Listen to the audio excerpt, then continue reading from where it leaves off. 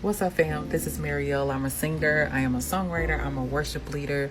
I am a writer. I'm a podcaster. I do a lot of things. So one of the things that I'm definitely passionate about is music, and especially music in church spaces. And so leading worship, and especially in the age of deconstruction, reevaluating how we're doing that to be more effective, and really now to expand our view of God and how we present God. And that's what we're going to talk about today.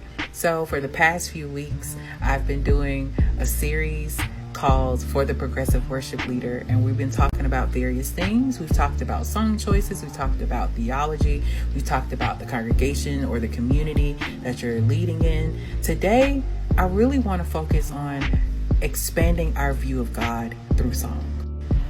If you're like me, we've been in deconstruction. We're maybe still in the midst of deconstruction, and we're standing in these spaces to present God. And over the past couple of years, I no longer just rely on Christian music and gospel music to sing in that moment. Okay, so I know that may freak some people out. Like, what? Then what are you singing?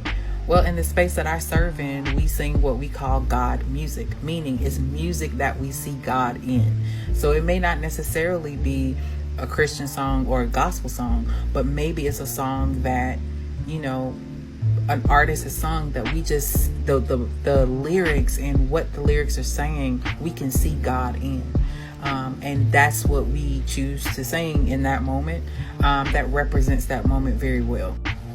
If you operate from incredibly limiting frameworks in which you see God, that affects really how you present God. And oftentimes we're so uncreative, and we don't see God in so many other things outside of gospel and Christian music, that sometimes we may miss being able to present God in such a beautiful and new way to someone else.